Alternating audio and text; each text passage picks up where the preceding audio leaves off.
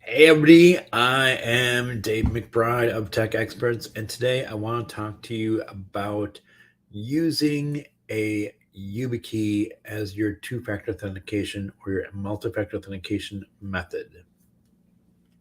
What do I mean by this, and what's that all mean that I'm saying?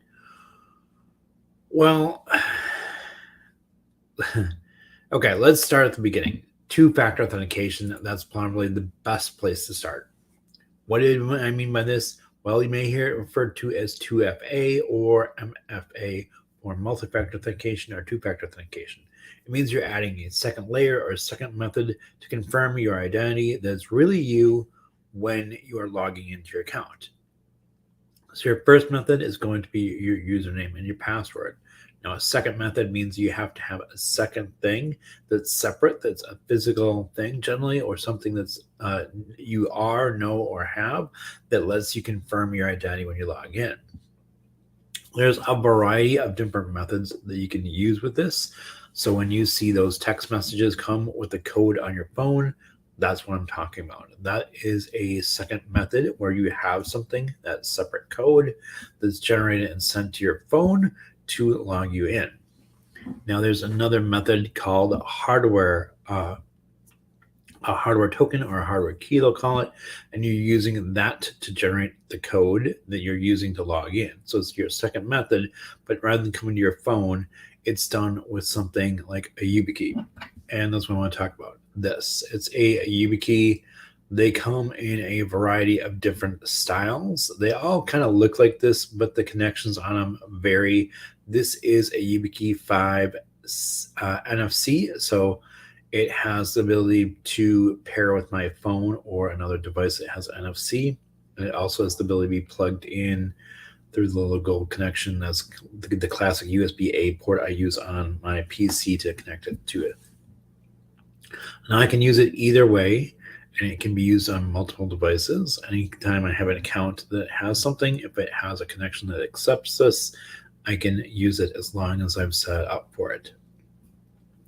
I want to talk to you about like why you want to do this and what really is the benefit of using multi-factor authentication and using multi-factor authentication with a hardware key rather than getting it on your phone. So the reason I'm liking the hardware key over the phone is it is a separate device from your phone. It means if your phone got lost, and something happened, you would still have a way to authenticate yourself into all your accounts, and your phone wouldn't be the way people are using it to authenticate. So they couldn't just say, send me the text for the code and be able to get into any account you have on your phone and then let hackers or somebody that wants to do something malicious get in. If you saw my video yesterday, I talked a little bit about why we need to put security in and what this all is and why we need to do it. So if you have missed that, I'll go over a little bit about why I think the phone part leaves you vulnerable at times. I had a friend who lost his phone. And when he lost his phone, I'm like, all right, dude, we need to get you a new phone now. It'll be okay. He said, oh, by the way, I had my Cash App on there and I just lost all my money on my Cash App. I was like, okay, this is now worse. So I said, did you have two-factor authentication turned on for your Cash App? And he said, no. So I'm always recommending to all my clients, friends, family that they have multi-factor authentication, or we'll call it two-factor authentication, whichever word you want to use. I'm going to use multi-factor for this. That you have that turned on for all of your financial accounts to start with, turn on for all of your email accounts, and turn on for all your social media accounts. Those are the basics you have to start with, in my opinion. They are critical, and having it turned on for a password manager, which you should be using as well, is going to be critical as well. So since he didn't have two-factor authentication enabled for his phone, when he lost his phone, they were able to get right into his account. Now, if he had two-factor authentication turned on and was using his phone as the method to receive or get to the two-factor authentication, he would still have been just about almost equally vulnerable at that point as well. What do I mean? Well, when you have two-factor authentication turned on or multi-factor authentication, and you're using your phone to get the code, that basically means if you lost your code, if you lost your phone like he did, and he had it turned on and it came to his phone as a code, they could just basically say, hey, I'm logging into my account. Oh, I need the code. Send it to the phone that I now have because he lost his phone. He would take the code off the phone that he lost, enter it into his account, and clear it out. That is why I am a big fan of using a separate hardware key over using the phone. Hardware keys won't always work with every account. You may have to use the phone as the only method that's currently available from a vendor, basically a website or somebody you're logging into, and they're the ones that are defining which methods you can use or if any methods are supported at all. If it is only your phone, then go for that. Having a phone as an only option is better than no option. But if you can move to one of the other methods, especially a hardware key, I really believe this is the best way to do it because it gives you extra levels of protection in using it. So not only are you now separating out your phone from the method of your confirmation, so you're not confirming with your phone anymore. You have to have another device to confirm with. So it means if something happens to your phone, you damage it or you lost it, you're not blocked or locked out of all those accounts that use it. And it also means you have to not have your phone with you 24/7 to be able to get in. So if you're at work or someplace where you have to put your phone away or you leave the phone in another room and you're working at your desk, rather than having to run and try to find where you left it in the house, you can just grab your hardware key and tap and go and you're logged in. It's technically quicker and faster and more secure than using your phone as well. So you're not waiting for a text message to arrive over your phone, which means if you don't have a signal, you can't get it. And you're not having to expose yourself to anybody intercepting that signal of what's being sent over your phone, either over the Wi-Fi that you may be using or over the cellular service you have. So if there's some sort of hacker or someone doing something malicious that wants to intercept your phone or your Wi-Fi signal and get your code that way, they can be trying to do it that way and basically put a system in place that makes it look like it's really you and redirect your phone calls to them, and that would let them get that code. By having a hardware key that's separate, no one is ever able to intercept your signal because the signal and the code is generated right here on the little key. So the whole key code generation is built into the key here. This is doing all your generation for you. All you do is tap down the button and you either plug it in and tap it, or you tap it and you hold it like on the back of your phone and move it around and it'll beep for you. So the fact that this one key now lets you basically connect even when you're offline.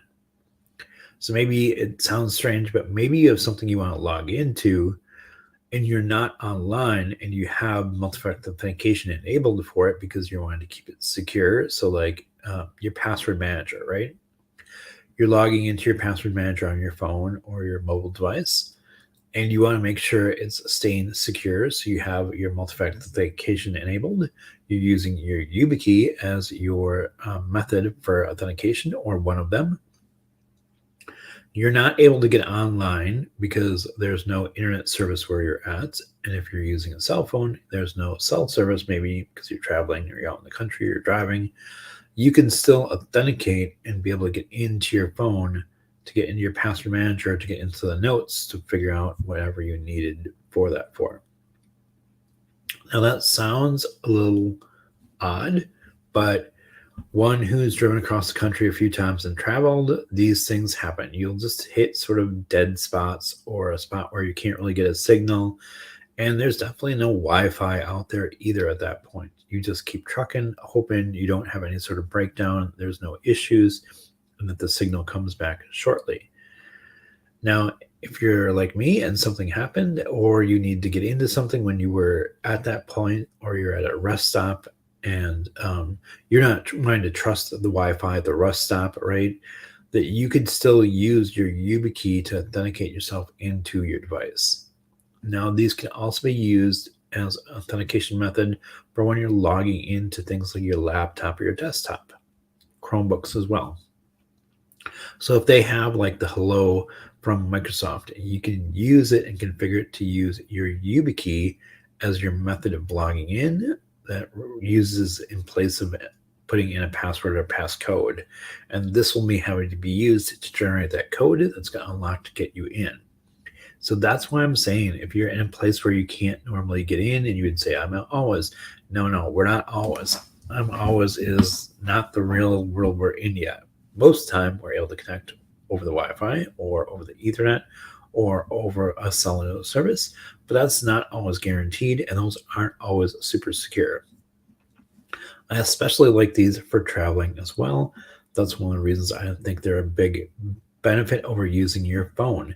If you are traveling internationally, these are perfect because now it means when you're in a foreign country, and if you're there for any sort of extended period of time or long enough that you even want to swap your current SIM card for the local SIM card and use the ability to call locally or make any sort of data usage on their plans locally off the local SIM card rather than using yours and maybe being put on a roaming or an international rate, you could use this to authenticate yourself for all your accounts. And it's not going to care that your phone number doesn't match. So think about that. If you're using your phone and your phone number is the number that's coming to, and you want to travel internationally and you want to be someplace where you could swap SIM cards so that the price you'd be paying while you're in a foreign country will be less. Maybe you're traveling for a month abroad on a Europass and you're swapping cards as you go because where you are is less expensive than paying the fees to be in a foreign country and call back to America or wherever you're calling. Because you're doing that, the code that they're going to send to your phone won't arrive at your new phone because you got a new number from the SIM card. So you'd have to then go back to your provider for whatever system you're using to log in, update the number temporarily while you're in that country using that code, that SIM card with the new phone number, authenticate it there, and then be able to use your phone to authenticate. But instead of going through all that hassle, wouldn't it be much easier just to be able to take one of these, put it on your keychain? Yep, it's designed to fit on my keychain.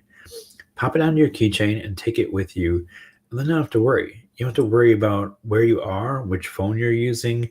If you're using a public internet cafe PC, you can still authenticate even though you don't really trust the full security of using that. You could do this without a problem.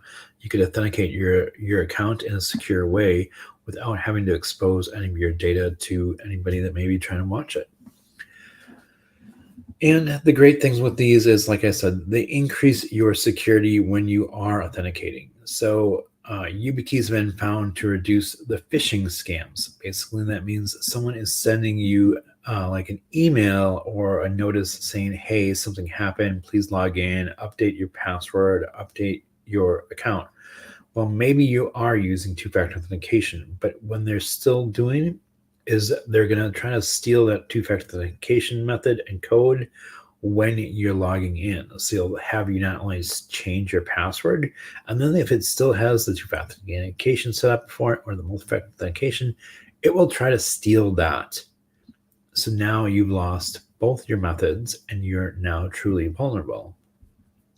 And yep, I know they're not always perfect about all that, but the YubiKey does detect when it says, hey, this site is not the registered correct site that you should be logging into. I'm not going to let it authenticate and give it my key because it says this site is bad.